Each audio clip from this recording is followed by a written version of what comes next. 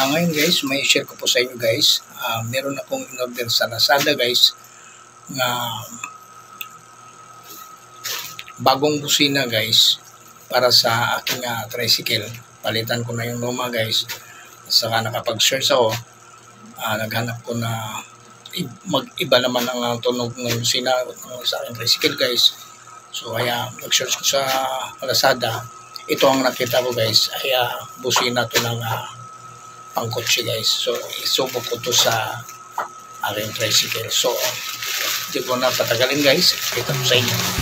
Ito guys,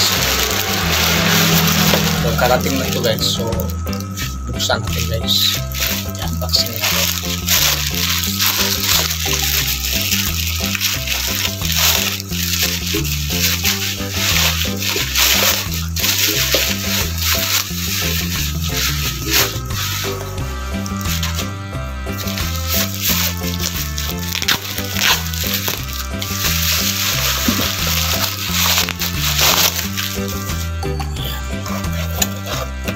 Siya guys, ayan.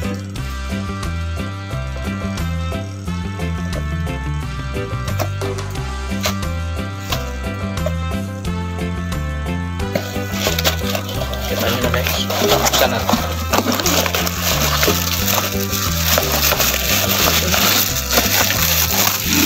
Malaki.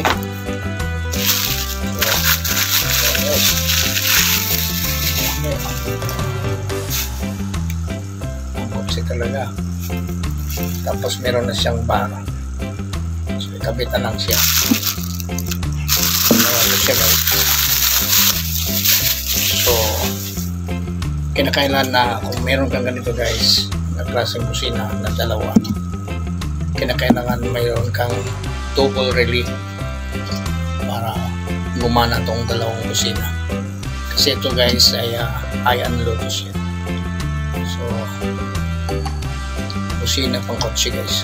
So isubok natin sa tricycle kung kakayanin ba yung aking battery. So ang nakalagay dito guys ay super on. Siyempre ito boost talaga siya guys. So subukan ko to guys kung gaano siya ka lakas. Talaga maganda naman siya guys. So saka mabigat. So, panoorin nyo guys.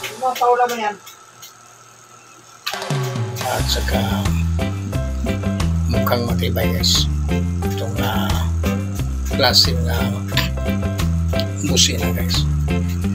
So, ayun lang guys, hindi ko masyadong kabahin. Salamat sa inyong pagpanood.